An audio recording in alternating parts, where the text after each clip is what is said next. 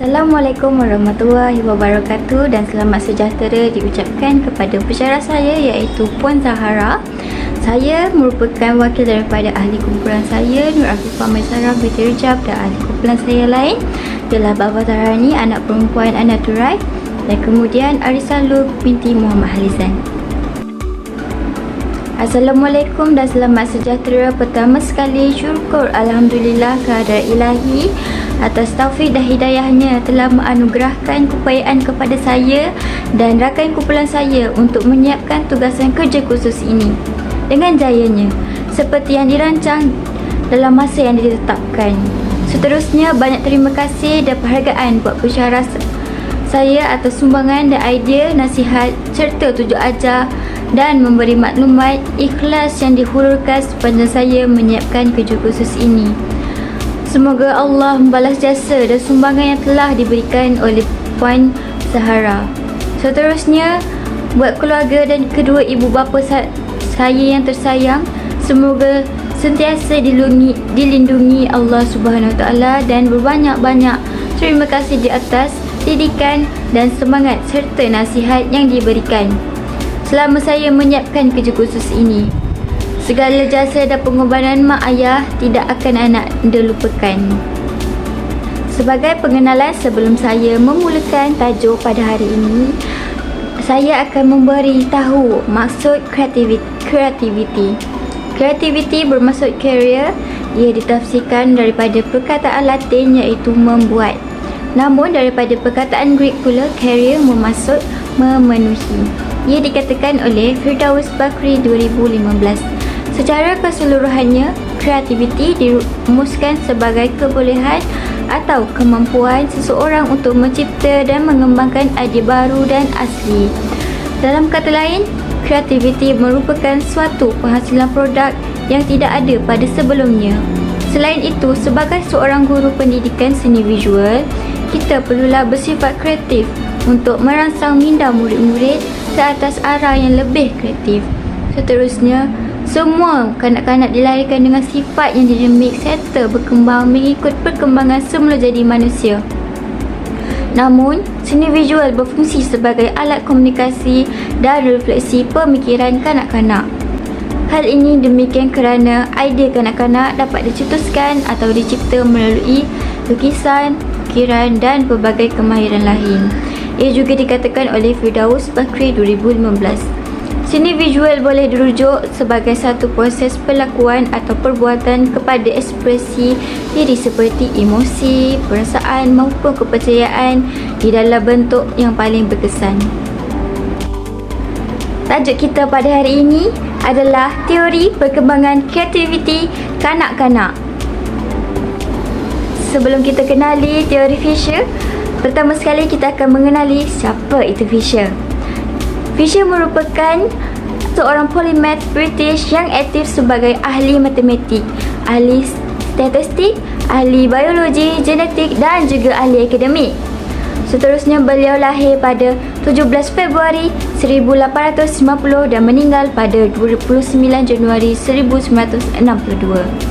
Beliau pernah digambarkan sebagai seorang genius yang hampir satu tangannya mencipta asas sains moden. Seterusnya, beliau juga adalah Profesor Jelton di University College London dan editor Annals of Eugenics. Seterusnya, kita akan kumpas tentang teori perkembangan kreativiti Fisher. Teori perkembangan kreativiti Fisher ini terbagi kepada 5 peringkat. Peringkat yang pertama ialah peringkat rangsangan. Sebagai contohnya, guru mengemukakan pelbagai bentuk soalan seperti apa, mengapa, bagaimana dan siapa. Hal ini kerana soalan-soalan yang dilontarkan akan merangsang pemikiran kreatif kanak-kanak. Sebagai contohnya, guru menanyakan soalan, apa yang kamu akan buat pada hari ini? Jadi, murid-murid akan berfikir, apa yang mereka akan buat pada hari itu. Mereka akan meneka apa yang akan mereka buat pada hari itu. Seterusnya, peringkat penerokaan. Pada peringkat penerokaan ini, guru membimbing kanak-kanak untuk mencari jawapan atau cara penyelesaian masalah melalui pelbagai cara. Sebagai contohnya, mereka mempunyai masalah dalam membuat projek seni visual mereka. Mereka akan mencari bimbingan guru untuk menyelesaikan masalah mereka. Seterusnya, kita pergi kepada peringkat perancangan. Pada peringkat perancangan ini, guru memainkan peranan dalam membimbing kanak-kanak membuat perancangan sebelum melakukan aktiviti sebenar. Sebagai contohnya, mereka melakukan perbincangan untuk melakukan sesuatu aktiviti. Seterusnya, pemerhatian dan interaksi. Seterusnya, peringkat aktiviti. Pada peringkat ini, guru memainkan peranan dalam mendorong kanak-kanak melakukan aktiviti yang dirancang. Hal ini berfungsi untuk melahirkan kanak-kanak yang berfikiran kreatif melalui tindakannya setelah merancang aktivitinya. Seterusnya, peringkat kajian semula. Pada peringkat yang terakhir, peringkat kajian ini sangat berfungsi dalam menilai keberkesanan tindakan yang diambil bagi menjalankan proses penambahbaikan. Hal ini berfungsi untuk mengelakkan daripada kanak-kanak itu melakukan kesalahan yang sama berulang-ulang kali. Seterusnya, kita akan masuk kepada Laura Chapman. Sebelum kita mengenali teori Laura Chapman, kita akan mengenali siapa itu Laura Chapman. Okey, pada mulanya Laura Chapman ni dilahirkan pada 24 April 1935. Beliau menetap di Cincinnati. Seterusnya, beliau meninggal dunia pada 17 Ogos 2021. Beliau merupakan pendidik seni dan mendapat pengiktirafan PhD dalam penyelidikan pendidikan. Seterusnya, beliau mengajar seni di sekolah awam Florida dan memegang jawatan fakulti di Indiana University, iaitu University of Alliance, Ohio State University dan University of Cincinnati. Seterusnya, kita masuk kepada teori Laura Chapman. Beliau mempunyai 3 teori. Yang pertama iaitu kaedah penjanaan idea. Apa itu kaedah penjanaan idea? Dalam kaedah ini, pekarya perlu menetapkan objektif, haluan dan tujuan pada hasil karyanya. Seterusnya, guru mestilah membimbing pelajar dalam menghasilkan hala tuju atau objektif karyanya. Ia dikatakan oleh Alia Safia 2012. Selain itu, guru juga perlu menerangkan kaedah menjana idea kepada murid-murid. Teori yang kedua ialah pengolahan atau dikenali sebagai pemurnian. Dalam proses ini, setiap idea mestilah dilakukan agar kajian visual lebih sistematik dan tersusun. Hal ini kerana visual yang dipilih oleh pekarya hendaklah menepati kriteria dan berkait dengan tema. Seterusnya, murid perlulah mengolah dan memurnikan hasil karya dari semasa ke semasa agar karyanya memperoleh hasil yang terbaik dan menepati. Seterusnya, yang ketiga, kita akan kenali teori kemahiran menggunakan bahan. Pada kemahiran ini, guru perlulah memainkan peranan dalam mendorong murid tentang cara penggunaan bahan dan teknik penghasilan karya. Ia dikatakan oleh Alia Safia pada tahun 2012. Seterusnya, kita pergi kepada contoh kemahiran dalam menggunakan bahan. Contohnya, guru perlu membuat demonstrasi penggunaan bahan agar murid dapat memilih bahan yang mereka pakar. Hal ini dapat menjadikan sesuatu karya lebih menarik dan mempunyai makna yang tersendiri. Tambahan pula, kita akan pergi kepada Kelvin W. Taylor. Siapakah Kelvin W. Taylor? Okey, di sini kita akan kenali siapa itu Kelvin W. Taylor. Kelvin ni merupakan tokoh penting dalam kreativiti manusia. Beliau mempunyai sumbangan utama dalam mengetuai persidangan yang dibiayai oleh Yayasan Sains Negara mengenai kreativiti saintifik pada tahun 1950-an hingga 1960-an. Seterusnya, beliau mendapat pendidikan di Universiti Utah dan mendapat ijazah sarjana muda. Seterusnya, beliau juga mendapat pendidikan secara rasmi di Universiti Chicago Psikologi. Beliau mendapat PhD dalam pendidikan tersebut. Seterusnya, kerjayanya adalah sebagai Profesor Psikologi Universiti Utah. Baik, tanpa membuang masa, kita akan mengenali model kreatif pelbagai bakat Kelvin W. Taylor. Okey. Model kreatifnya terbahagi kepada 5. Yang pertama, peramalan. Peramalan. Apa itu peramalan? Langkah terakhir dari 5 model, iaitu individu perlu membuat ramalan terhadap situasi, kesan terhadap hubungan. Seterusnya, kita pergi kepada membuat keputusan. Mana kita hendak membuat keputusan? Yang pertama sekali, kita perlu fikir apa yang boleh dilakukan. Seterusnya, kita juga perlu berfikir dengan teliti mengenai semua alternatif. Seterusnya, pilih satu alternatif yang terbaik dan beri alasan pada setiap pilihan. Seterusnya, pemilihan produktif.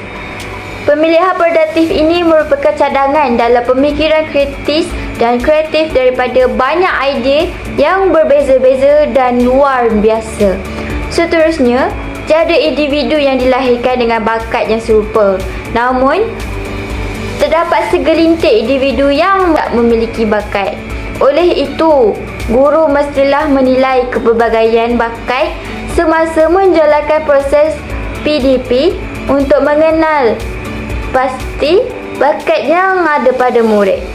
Seterusnya, kita pergi kepada perancangan. Seterusnya, perancangan ini merupakan cara untuk pelajar belajar memberitahu apa yang mereka rancang. Yang pertama, bahan yang diperlukan. Yang kedua, langkah-langkah yang mereka perlukan. Yang ketiga, masalah yang akan mungkin mereka hadapi. Okey, seterusnya kita pergi kepada komunikasi. Apa itu komunikasi?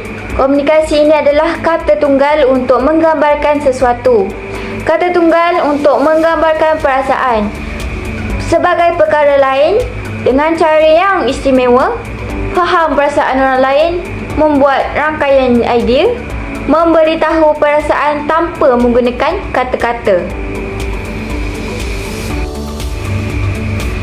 Baiklah, kita akan teruskan lagi dengan Victor Lowenfeld.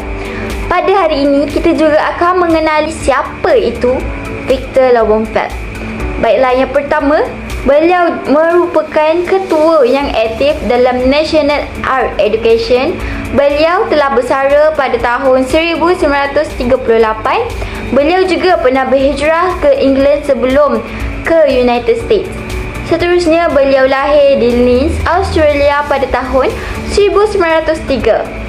Beliau merupakan lulusan daripada College of Applied Arts di Vienna dan Academy of Fine Art. Seterusnya, beliau memperoleh ijazah sarjana dalam pendidikan dari University of Vienna. Beliau juga dilantik sebagai pengarah kesenian kepada Blind Institute. Baiklah, yang seterusnya, kita akan pergi kepada 6 peringkat Victor Lowenfeld. Baiklah, peringkat yang pertama dipanggil sebagai peringkat scribbling. Ia bermula daripada umur 2 hingga 4 tahun. Ia menerangkan bahawa kanak-kanak akan menghasilkan cotegan secara rawak. Kemudian, terdapat pergerakan badan dan pembangunan koordinasi otot motor dan tangan dalam proses contengan.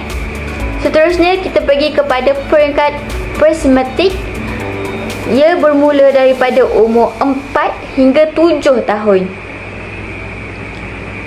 Pada peringkat ini, kita akan mula melihat perubahan peringkat daripada contengan bulatan kepada perubahan pertama untuk melukis objek yang berada di sekelilingnya dengan menggunakan garisan. Seterusnya, kita akan pergi kepada peringkat semetik, iaitu bermula daripada 7 hingga 9 tahun. Pada peringkat ini, kanak-kanak cenderung untuk melukis imej objek berbanding pada peringkat awal. Kanak-kanak lebih menekankan pada cara penyusunan objek dalam imej selain daripada imej manusia atau imej yang berada pada sekelilingnya. Sebagai contohnya, imej yang ada pada sekeliling diri kita adalah kipas, pokok, rumah, kereta dan sebagainya. Seterusnya, kita akan pergi kepada peringkat Downing-Wilson. Ia bermula daripada umur 9 hingga 12 tahun, di mana kanak-kanak melukis dengan skema tertentu. Pada peringkat ini, kanak-kanak mula melukis secara realistik dan teliti. Tambahan pula, kita akan pergi kepada peringkat prosedur naturalistik. Ia bermula daripada umur 12 hingga 14 tahun. Baiklah, pada peringkat ini kanak-kanak mula peka dengan konsep realistik dalam menghasilkan sesuatu lukisan. Contohnya, mereka menitik beratkan konsep, kedudukan dan saiz rational image. Seterusnya, kita pergi kepada peringkat period if decision yang bermula pada umur 14 hingga 17 tahun. Peringkat ini merupakan peringkat yang terakhir dalam perkembangan artistik Victor Lowenfeld. Baiklah, peringkat ini menerangkan tentang penekanan terhadap proses penghasilan karya seni. Seterusnya, pada peringkat ini terdapat penonjolan kematangan dalam membuat keputusan dan boleh membuat pemilihan bahan yang sesuai dalam menghasilkan karya seni. Baiklah, secara kesimpulannya, kita akan membuat perbandingan banding beza antara keempat-empat tokoh dan keempat-empat teorinya. Yang pertama sekali, Fisher, Laura Chapman, Kelvin W. Taylor, Victor Lowenfeld. Kita akan pergi kepada Fisher terlebih dahulu. Baiklah, Fisher mempunyai 5 peringkat, iaitu peringkat rangsangan, peringkat penerokaan, peringkat perancangan, peringkat aktiviti dan peringkat kajian semula. Seterusnya, Laura Chapman mempunyai 3 teori, iaitu kaedah penjanaan idea, pengolahan atau permunian, kemahiran menggunakan bahan. Seterusnya, Kelvin W. Taylor mempunyai 5 model. Pertama sekali, pemikiran proaktif, perancangan komunikasi dan membuat keputusan, dan yang terakhir adalah peramalan. Okey, seterusnya kita akan pergi kepada Victor Lowenfeld yang merupakan teori yang terakhir yang kita bahas pada hari ini. Baiklah, Victor Lowenfeld mempunyai 6 peringkat perkembangan, iaitu perkembangan yang pertama adalah peringkat scribbling. Seterusnya, peringkat prismatic. Seterusnya, peringkat thematic. Seterusnya, peringkat Downing, realism. Seterusnya, peringkat prosedur naturalistik. Dan seterusnya, yang terakhir ialah peringkat period if decision. Itu sahaja daripada saya. Kita akan meneruskan lagi perbentangan kita yang akan dikendalikan oleh saudari Luke. Okey, terima kasih Afifa. Seterusnya beralih kepada kanak-kanak dan kreativiti. Definisi kanak-kanak, kanak-kanak ni adalah seorang yang digelar budak ataupun anak kecil yang dimasukkan sebagai manusia muda. Seorang yang belum mencapai baligh serta belum dapat membuat keputusan dengan sendiri. Seterusnya, kanak-kanak ni terbagi kepada dua, iaitu kanak-kanak awal serta dan juga kanak-kanak pertengahan dan akhir. Kanak-kanak awal ni dari usia bayi sehingga 6 tahun, manakala kanak-kanak pertengahan dan juga akhir ni antara 7 tahun sehingga 12 tahun. Seterusnya adalah bahasa dan dunia kanak-kanak. Bahasa kanak-kanak ni adalah kanak-kanak pada tahap ini suka melukis untuk menyatakan perasaan mereka dalam bentuk lukisan. Bagi kanak-kanak, lukisan adalah medium untuk berinteraksi dengan orang lain, sebab itu mereka kadang-kadang menunjukkan lukisannya pada orang lain, dan pada tahap ini juga mereka belum berfikir dengan matang, disebabkan itu pemikiran mereka terhad, dan juga pada tahap ini mereka suka akan sesuatu yang bersifat imajinatif, iaitu imajinasi, dan ianya banyak mempengaruhi rutin harian mereka. Seterusnya adalah dunia kanak-kanak. Kanak-kanak suka untuk meluahkan sesuatu atau perkara yang mereka tahu dalam bentuk lukisan. Dan pada tahap ini, kanak-kanak suka berimajinasi, suka terhadap kartun dan watak superhero dan sebagainya. Victor Lowenfield pernah mengatakan kanak-kanak ni suka akan sesuatu yang indah, sama ada lelaki ataupun perempuan, dan lukisan juga merupakan sebahagian daripada dunia kanak-kanak kerana mereka menghabiskan masa dengan melukis dan bermain.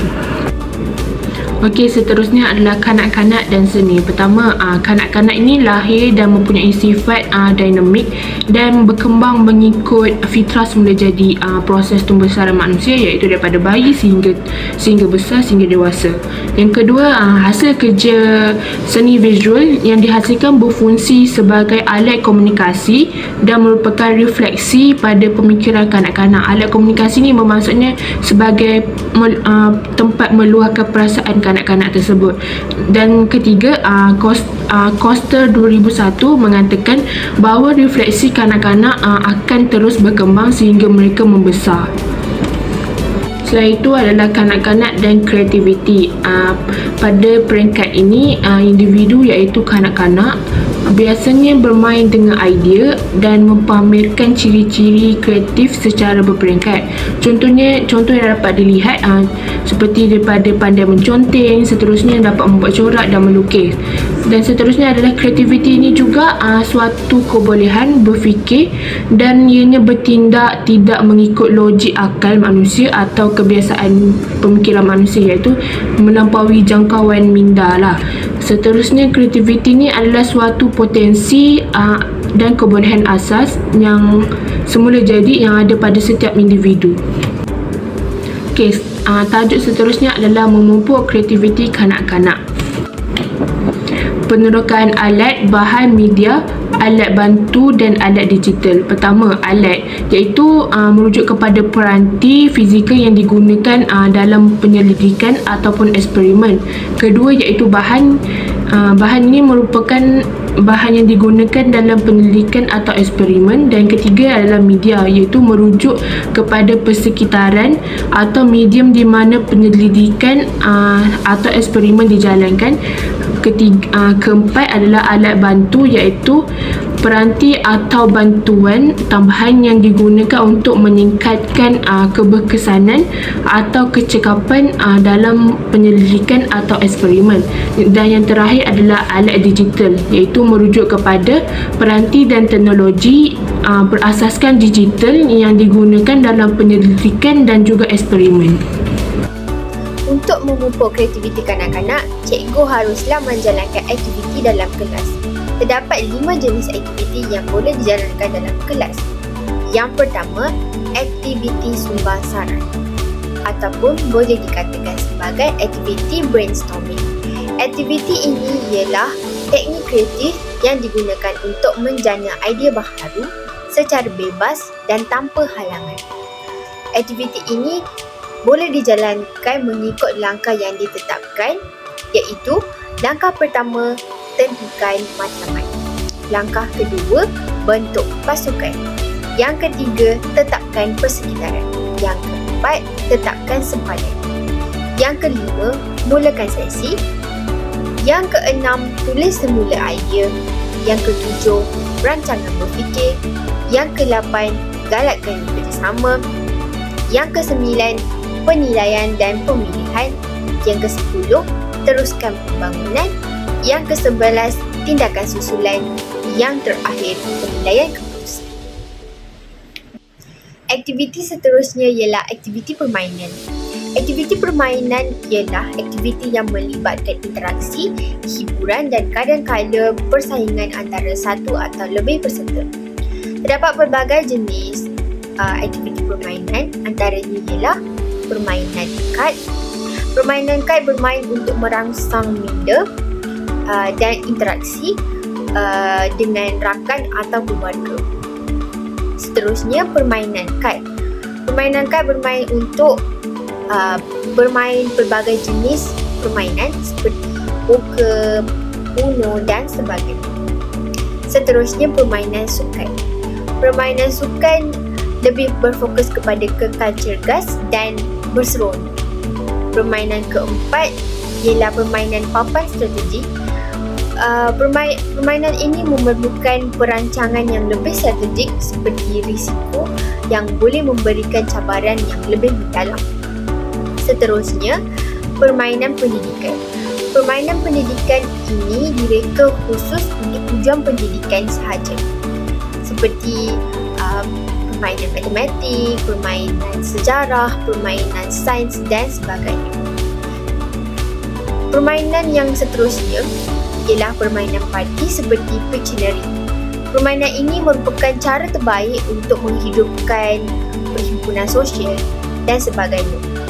Permainan terakhir ialah permainan tradisional yang memberikan pengalaman yang lebih unik kepada orang yang bermain.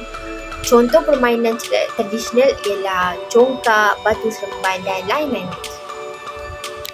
Mari kita beralih kepada aktiviti seterusnya, iaitu aktiviti seni visual. Apa itu aktiviti seni visual? Aktiviti seni visual merupakan satu bentuk ekspresi kreatif yang melibatkan penggunaan elemen seni visual, iaitu image, warna, bentuk dan tekstur untuk menyampaikan idea, emosi ataupun mesej. Terdapat pelbagai jenis aktiviti seni visual, antaranya ialah seni lukis pasir. Seni lukis pasir ini melibatkan penggunaan pasir yang berwarna-warni untuk menghasilkan imej, dan ia juga melibatkan reka bentuk yang menarik. Seterusnya ialah fotografi. Fotografi merupakan seni visual, aktiviti seni visual yang menggunakan kamera untuk menangkap momen, pandangan, orang dan objek sebagai memori. Yang seterusnya ialah seni collage. Seni collage ialah aktiviti seni visual yang melibatkan penggabungan berbagai bahan seperti kepingan kertas untuk mencipta gubahan visual. Yang terakhir ialah seni craft. Seni craft ialah aktiviti yang melibatkan pembuatan objek seni yang berfungsi untuk menggabungkan seni dengan kegunaan praktikal. Selain itu, aktiviti bercerita. Aktiviti bercerita merupakan cara terbaik untuk berkomunikasi, berhibur dan berkongsi pengalaman kepada orang lain. Terdapat beberapa jenis aktiviti bercerita. Yang pertama ialah cerita kanak-kanak. Jika anda mempunyai anak ataupun bekerja dengan kanak-kanak, libatkan mereka dalam aktiviti bercerita supaya mereka dapat berkongsi cerita yang mereka pernah baca ataupun pengalaman mereka, supaya kita dapat meningkatkan cara berkomunikasi mereka. Seterusnya, cerita sebelum tidur. Ini merupakan tradisi kepada kanak-kanak, dan penceritaan sebelum tidur ini membantu mencipta rutin yang lebih positif kepada kanak-kanak dan boleh mengembangkan imajinasi mereka. Yang ketiga pula, legenda dan mitos. Terokai legenda mitos atau cerita rakyat daripada pelbagai budaya di seluruh dunia. Ini adalah cara baik untuk memahami budaya dan sejarah. Jadi, aktiviti legenda dan mitos boleh digunakan dalam mata pelajaran sejarah. Yang terakhir ialah cerita fiksyen. cuba tulis cerpen atau novel, anda boleh mencipta dunia dan watak fiksyen yang menarik untuk dinikmati oleh pembaca. Aktiviti yang terakhir ialah aktiviti lakonan. Aktiviti lakonan merupakan cara yang baik untuk membangunkan kemahiran komunikasi, ekspresi diri dan pemahaman tentang seni persembahan. Aktiviti lakonan ini juga dibahagikan kepada beberapa jenis, antaranya ialah teater bilik darjah. Jika anda seorang guru, masukkan aktiviti lakonan ke dalam pembelajaran bahasa atau seni dramatik. Beri peluang kepada pelajar untuk membaca skrip, melakonkan watak dan melakukan latihan bermain. Seterusnya, lawatan teater. Bawa pelajar untuk melihat persembahan teater profesional jika terdapat di kawasan anda. Ini boleh menjadi inspirasi yang hebat dan membantu pelajar melihat seni lakonan dalam tindakan. Yang seterusnya ialah drama. Bekerjasama dengan guru bahasa atau seni dramatik untuk menghasilkan persembahan drama. Pilih skrip yang sesuai dengan umur dan minat murid. Kemudian, uji bakat, latih bersama sehingga persembahan selesai. Yang keempat pula, pameran seni persembahan. Selain lakonan, pameran seni persembahan di sekolah juga boleh merangkumi seni tarian, muzik dan persembahan boneka. Ini memberi peluang kepada pelajar yang mempunyai minat yang pelbagai untuk mengambil bahagian. Jadi, aktiviti-aktiviti ini haruslah dilakukan dalam bilik darjah ataupun luar bilik darjah supaya kita dapat memupuk kreativiti kanak-kanak. Okey, akhir sekali adalah penutup, iaitu secara keseluruhan tugasan PSBK 3273 ini yang telah dilakukan oleh kami dapat mewujudkan kemahiran menganalisis dan membuat banding beza semua teori perkembangan kreativiti kanak-kanak dan juga dapat menyusun isi atau fakta tersebut menggunakan pengurusan grafik secara kreatif agar nampak teratur dan juga menarik